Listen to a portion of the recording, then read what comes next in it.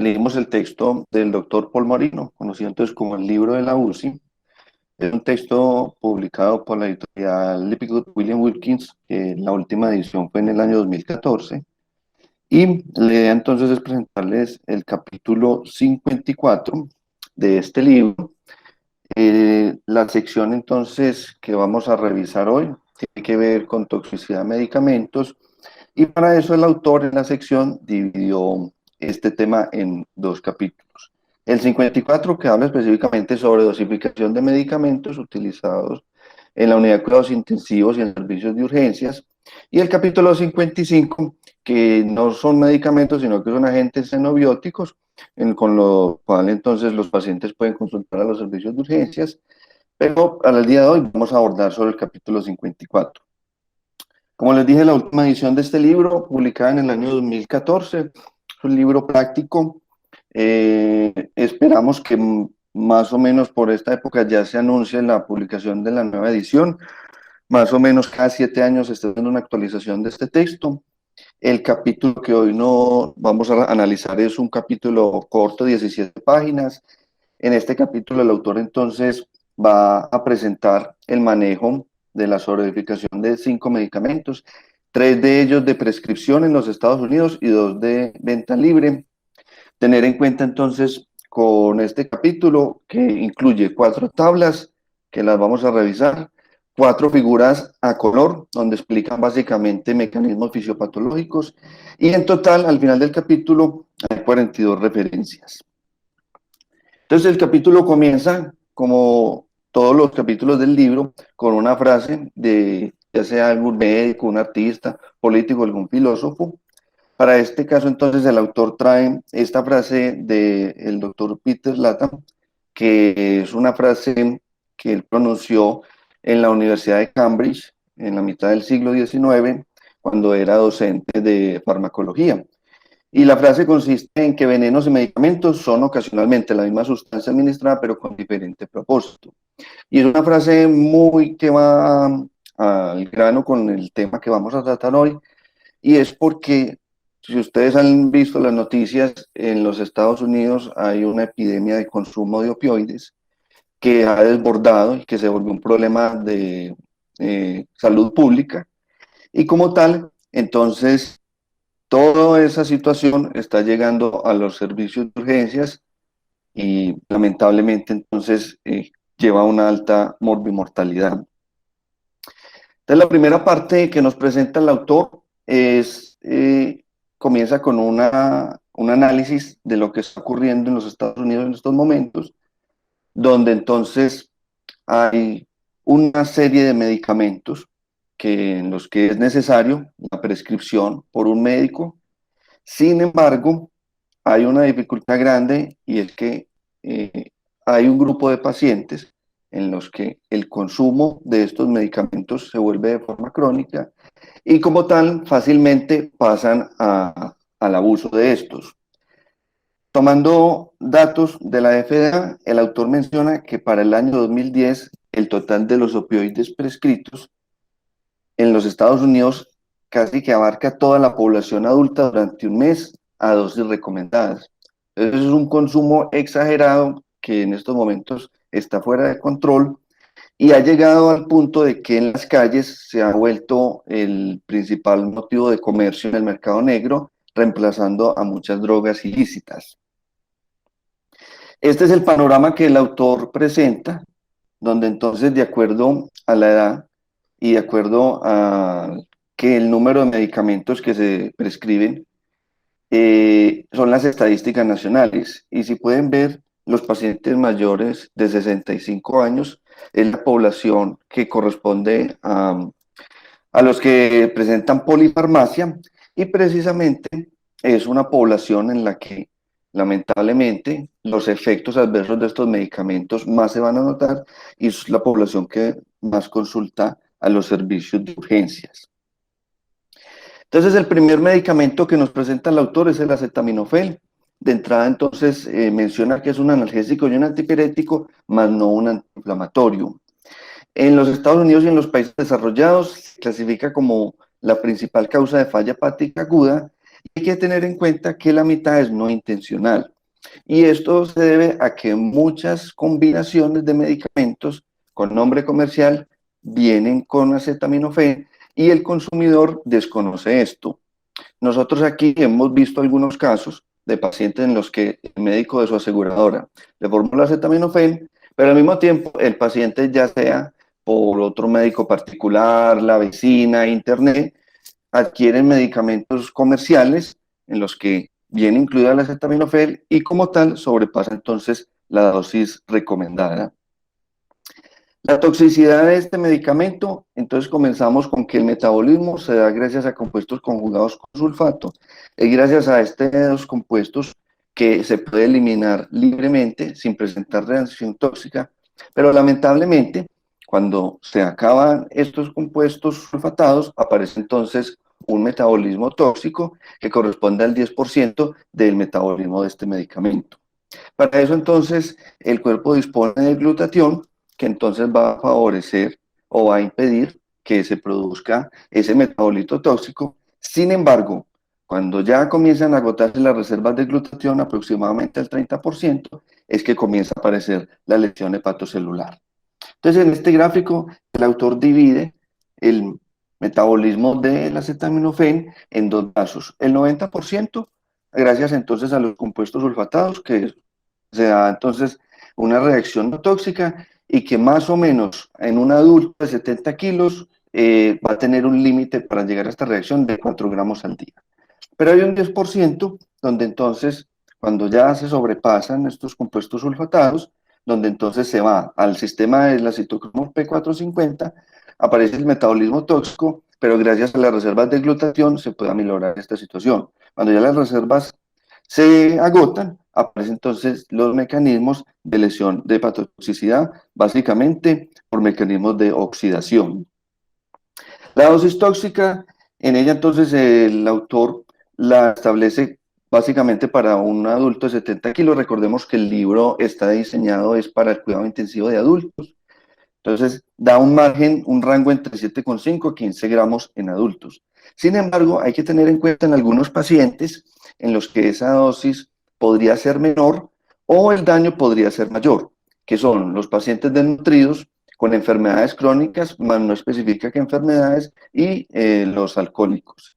En el año 2009 la FDA disminuye la dosis máxima a 3,25 gramos, sin embargo todavía vemos en nuestra práctica clínica como hay veces algunos de estos pacientes todavía llegan con dosis de 4 o más gramos al día. La presentación clínica que el autor menciona, él la divide de acuerdo a ciclos de entre 24, 48 hasta 96 horas. Las primeras 24 horas son síntomas inespecíficos y esto hace que muchos de los pacientes se les diagnostique de forma tardía esta intoxicación. El aumento de las enzimas hepáticas comienza luego de las primeras 24 horas y más o menos el pico es esperable entre los 72 a 96 horas. El marcador más sensible y precoz es el aumento en la EST. Y a las 24 y 48 horas ya usted podría tener hallazgos tan dramáticos de acuerdo a la dosis ingerida, como puede ser la ictericia y coagulopatía. Ya las manifestaciones más serias es alrededor del tercer a quinto día, donde ya el paciente hace la falla hepática y esta entonces va a tener una triada de encefalopatía, lesión renal aguda y acidosis láctica. ¿Qué pasa? El diagnóstico muchas veces de esta intoxicación es algo difícil porque desconocemos el tiempo transcurrido desde la ingesta. Lo ideal es medir los niveles plasmáticos cuando se dispone de estos y el autor sí hace un énfasis muy claro y es que no podemos confiar en la dosis que el paciente nos comenta. ¿Por qué? Precisamente porque muchas de las presentaciones con nombre comercial el paciente desconoce que también incluyen acetaminofén y como tal hacer un cálculo de la dosis total ingerida por el paciente muchas veces nos va a dar un valor que no es verdadero. Entonces, como se propone es que se midan los niveles plasmáticos de acetaminofén y que más o menos, gracias al interrogatorio, usted sepa cuándo fue la última ingesta. De acuerdo a eso, entonces usted utiliza el normograma, que lo vamos a encontrar no solo en el libro de Paul Marino, sino en muchos textos y artículos de Toxicología, donde entonces, de acuerdo a donde se ubique el punto de intersección, el paciente se va a ubicar en alto riesgo o bajo riesgo para lesión hepática, y ahí entonces va a estar indicado la terapia con antídoto. El tratamiento que nos propone el texto comienza entonces haciendo una aclaración muy importante, y es que si bien es debido a la disminución en los niveles de las reservas de glutatión, administrar glutatión por sí solo no tiene ningún efecto, ya que este no cruza las membranas lipídicas. Para eso entonces utilizamos la N-acetilcisteína, donde entonces esta va a tener la mayor efectividad va a ser por encima de las 8 horas post ingesta. Sin embargo, es importante que de acuerdo al punto de intersección en el normograma, independiente del tiempo de ingesta, si el paciente se encuentra en el nivel de alto grado de toxicidad, se comience de inmediato. Tenemos dos formas de presentación que aquí también las tenemos en el país, vía oral y vía intravenosa, haciendo una clara diferencia, y es que el tratamiento vía oral toma más tiempo, hasta 72 horas. Las metas para suspender el antídoto básicamente se resumen en dos. Si el INR está por debajo de 1,3 y cuando comienza a disminuir, ya no la AST, porque la AST vimos que es el marcador más sensible de daño, sino cuando comienza a disminuir la ALT. Este antídoto no está exento de efectos adversos, la mayoría son efectos de tipo gastrointestinal, y eso hace que la tolerancia a la presentación vía oral sea más difícil, y también implica que haya que insistirle más al paciente, tener un poco más pues, de paciencia mientras se acopla a la presentación oral. Y en los asmáticos hay que tener en cuenta que se han descrito reacciones fatales de tipo anafilaxia con exacerbación del asma, pero son reportes muy raros y que en este caso sopesa más administrar el antídoto que dejarse asustar por estos reportes de caso. El régimen que nos proponen es el mismo régimen que están publicadas en las guías de toxicología que desarrollaron profesores del departamento de nuestra universidad para el servicio de la Dirección Seccional de Salud de Antioquia. En esta recomendación incluye entonces un régimen intravenoso, donde entonces se diluye el destrozal al 5%, y la dosis total acumulada son 300 miligramos por kilo para un plazo máximo de 21 horas. Para el régimen oral, como ya vimos, es más irritante desde el punto de vista gastrointestinal. La dosis es muy similar, 140 miligramos por kilo. Se sugiere que sea administrado en un jugo o en algo que le dé algo de sabor para que sea más tolerable, y el tiempo y la dosis total es mucho mayor. En total, entonces, vemos que el lapso el rango de tiempo va hasta las 72 horas y una dosis total acumulada de 1.330 miligramos por kilo. El segundo medicamento que nos presenta el capítulo son las benzodiazepinas. Aquí entonces aparece un dato importante desde el punto de vista epidemiológico, y es que ocupan el segundo lugar luego de los opioides.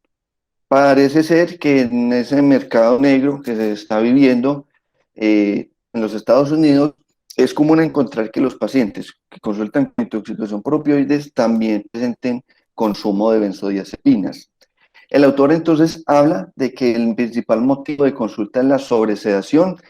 En español el término sobresedación va más enfocado es a los niveles de sodanalgesia en el paciente NUSI.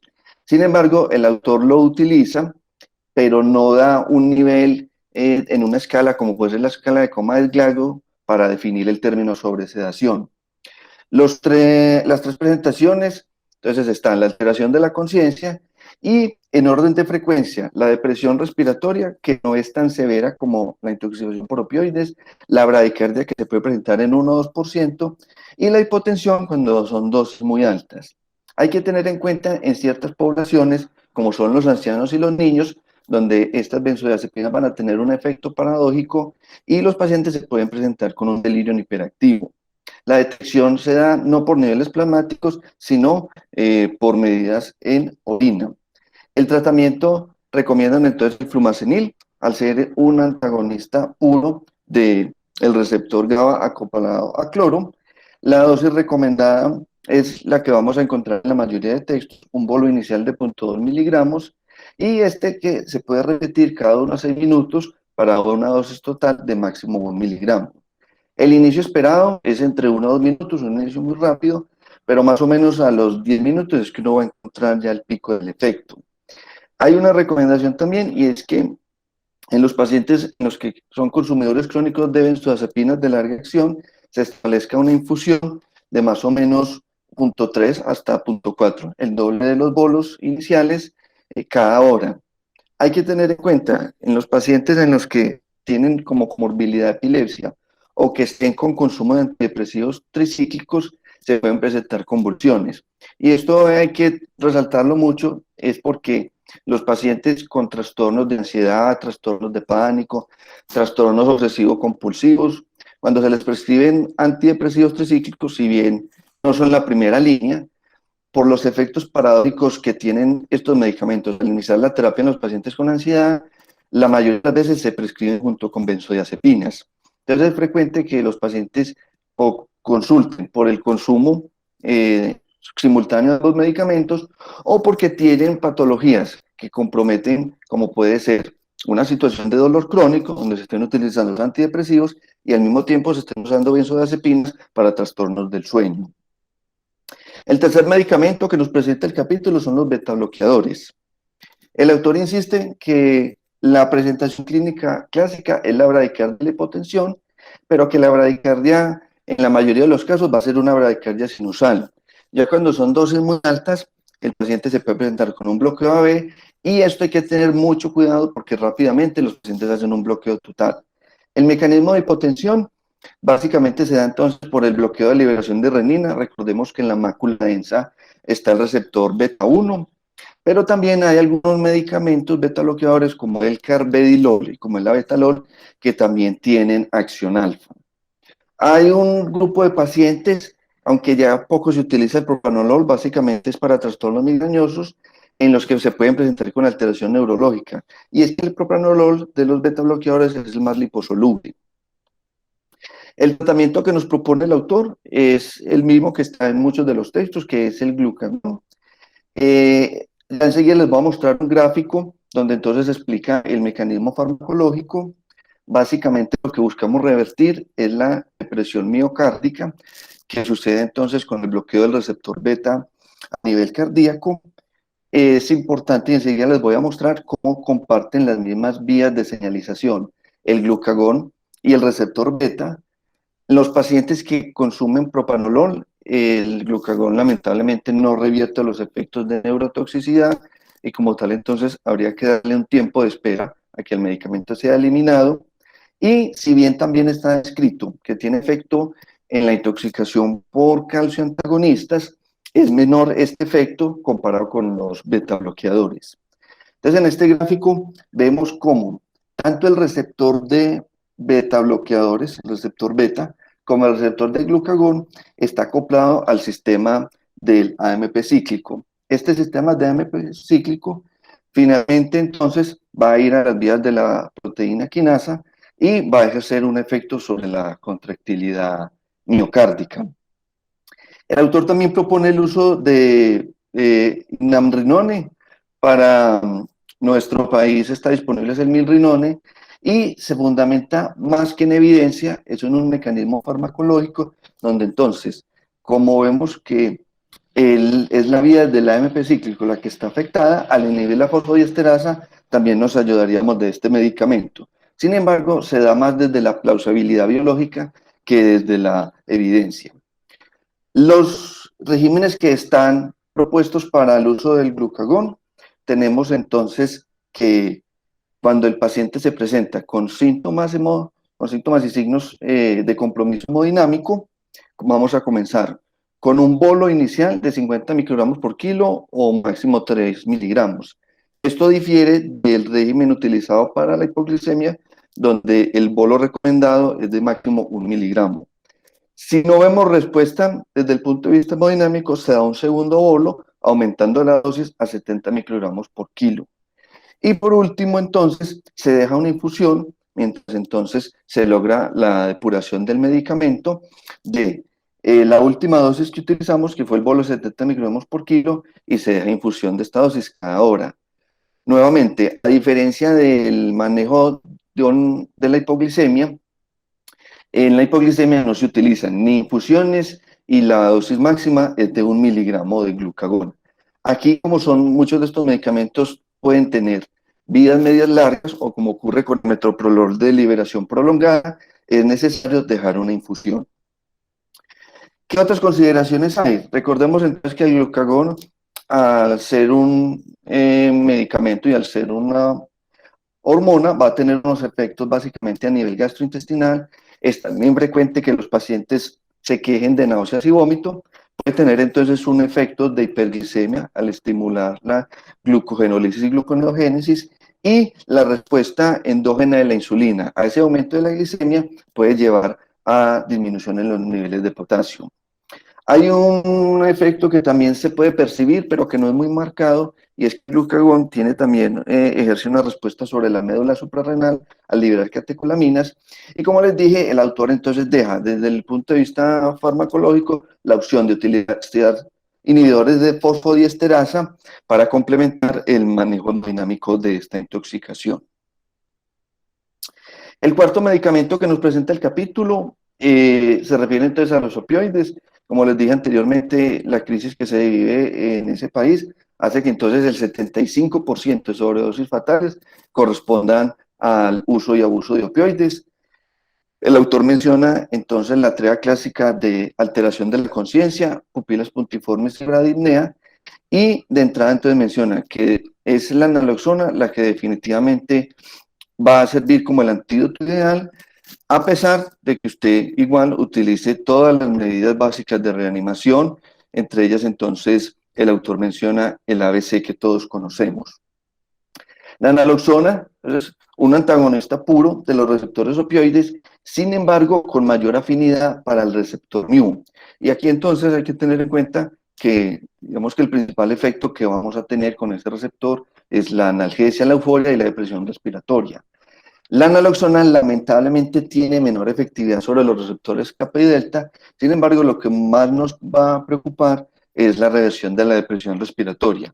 Mientras hacemos un manejo de la vía aérea y la ventilación, al mismo tiempo vamos a estar administrando el antídoto. El régimen que propone el capítulo es muy similar al que propone entonces las guías de la dirección seccional, donde entonces se comienza con un bolo de 0.4 miligramos y cada 2 a 3 minutos se va entonces evaluando la respuesta.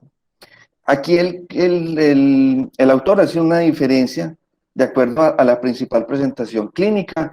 Esta diferencia no en las guías pues no, de la seccional no está como muy explícita, porque de entrada uno espera de que una vez el paciente recupere el sensorio, vaya recuperando entonces su drive respiratorio.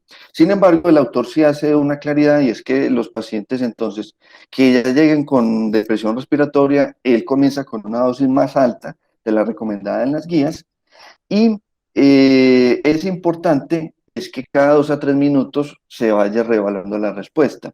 ¿Por qué? Porque algunos de estos medicamentos se administran junto con otros, o también puede haber intoxicación por otros xenobióticos, y si ya los pacientes llegan a una dosis de 10 miligramos o 15, eh, sospeche de que definitivamente o no es por opioides o al mismo tiempo hay otro xenobiótico que está causando los síntomas. Las guías de la seccional dan más o menos una dosis máxima de 10 miligramos, los que usted ya tiene que pensar que hay otra situación causante de la depresión. Pero aquí el autor lo lleva hasta 15 miligramos. Hay muchas rutas de administración, entre ellas la más común va a ser la intravenosa, pero también se puede administrar vía intraósea, intramuscular, intralingual y a través del tubo endotraqueal.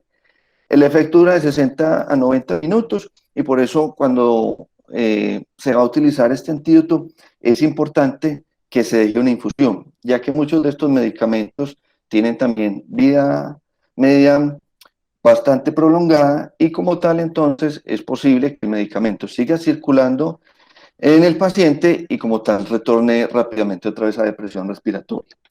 El esquema de infusión que propone el autor es: se da un bolo inicial de la mitad de la dosis que logró la reversión de los síntomas, y posteriormente se da una infusión de 2/3 partes de la dosis efectiva con la que se logró la reversión de los síntomas cada hora durante 6 a 10 horas.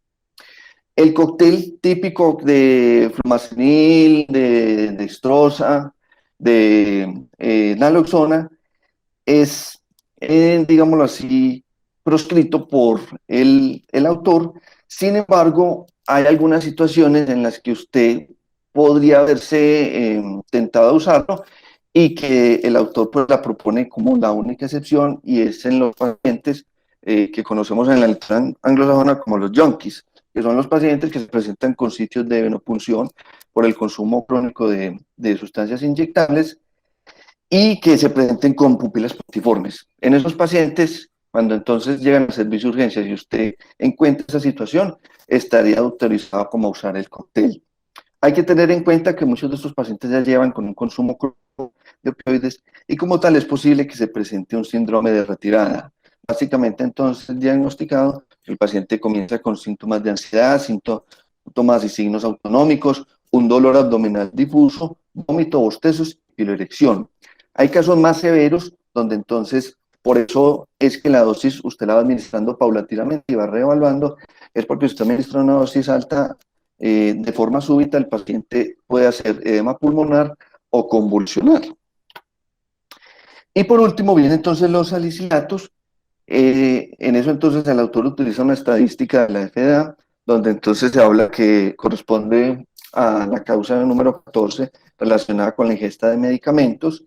La dosis tóxica sí la da por peso, con un valor entonces de 150 miligramos por kilo, y el agente aquí responsable es el ácido salicílico, que entonces va a tener un efecto a nivel del estado ácido base, donde entonces la manifestación clínica va a ser alcalosis respiratoria como medida de compensación, acidosis metabólica, no tanto una acidosis de tipo láctica, que también se puede presentar, que el paciente puede llegar deshidratado, sino que es una acidosis debido entonces al desacople en la fosforilación oxidativa que ocurre a nivel de la mitocondria. Los pacientes también se presentan con alteración del sensorio y hay reportes de casos dramáticos de dosis tan altas que pueden llegar a causar SRA. El diagnóstico se establece con niveles plasmáticos, el rango terapéutico, el autor entonces en el laboratorio donde elabora utilizan un rango entre 0.7 a 2.2 milimoles por litro, pero los niveles tóxicos pueden comenzar con niveles tan bajos como 2.9. Básicamente, el pico del efecto de toxicidad ocurre a las 4 a las 6 horas y como tal no hay un antídoto para este medicamento. Lo que se utiliza son medidas de soporte, básicamente muy buena hidratación, el carbón activado 2 a 3 horas post ingesta. Recordemos que las guías de la seccional nos dan un plazo de máximo 2 horas. Y el tratamiento, recurrimos entonces a la alcalinización urinaria, haciendo entonces, digámoslo así, énfasis o resaltando el mecanismo de trampa iónica. Y que evidentemente al usted aumentar entonces el pH urinario, el ácido salicílico va siendo retenido a nivel de los túbulos renales y gracias a esto puede ser eliminado. Hay que tener en cuenta que para realizar este mecanismo de alcalinización urinaria utilizamos el bicarbonato y como tal entonces se deben medir los niveles de potasio para evitar hipocalemias severas. Los casos más refractarios se pueden manejar con hemodiálisis y son casos pues ya muy severos donde los niveles están tan altos que por encima de 7.25 milimoles por litro. El protocolo que propone el autor difieren algo al protocolo de la seccional porque ellos disponen de una presentación diferente de bicarbonato, sin embargo la dosis es la misma, un bolo de 1 o 2 miligramos miliequivalentes por kilo, y luego se sigue la infusión, 2 a 3 mililitros por kilo hora. Ellos preparan, es una solución de 3 ampollas de bicarbonato, ellos tienen presentación de bicarbonato de 44 miliequivalentes en dextrosal al 5%. Nosotros entonces la presentación que tenemos es de 10 mil equivalentes. Se sigue entonces la infusión y la idea entonces es mantener un gasto urinario bastante alto, de 1 a 2 cc kilo hora, y lograr entonces un pH urinario mayor o igual a 7,5. En el caso de que el paciente no mejore, es candidato a diálisis. ¿Cuál es la reflexión que hace el autor de este capítulo? De que definitivamente se requiere una mejor regulación en la venta de acetaminofén. Son muchos los nombres comerciales que incluyen este medicamento y que el consumidor no tiene el conocimiento, simplemente se menciona un nombre comercial y la indicación viene en letra pequeña, cosa que la mayoría de la gente no lee, y como tal entonces la población está expuesta a, lamentablemente, la intoxicación con acetaminofén. Falta conocimiento en la población, lamentablemente es más el énfasis comercial que se le hace al medicamento que a los riesgos que pueda tener, y el consumidor desconoce estos riesgos. La etiqueta no se lee, la mayoría entonces de los riesgos vienen en letra pequeña. La población, como ya vimos, que más consume estos medicamentos es una población mayor, donde van a tener dificultades por problemas de visión, porque viven solos, entonces es una población muy vulnerable y utilizando el humor gringo, el autor entonces hace un chiste al final donde él dice que nos estamos devolviendo a usar el sartén a nuevamente usar la fogata. Es decir, que el acetaminofén se creó precisamente para disminuir los efectos tóxicos de los salicilatos y que lamentablemente la balanza se está inclinando en contra. ¿Cuál es mi apreciación personal? Puedo concluir que el capítulo utiliza unos conceptos claros, es un capítulo fácil de leer, es un capítulo corto, los gráficos son bonitos, son fáciles de discernir. Esta edición ya incluye los gráficos a color. Hago 3 recomendaciones que me hubieran gustado del capítulo. Es que primero, el autor entonces mencionará el NAPQI como el metabolito tóxico del acetaminofén. En ninguna parte lo menciona, ni siquiera en el gráfico. Hace entonces referencia a la intoxicación por betabloqueadores, pero no menciona la intoxicación con calcio antagonistas y tampoco menciona la intoxicación con antidepresivos tricíclicos. Muchas gracias.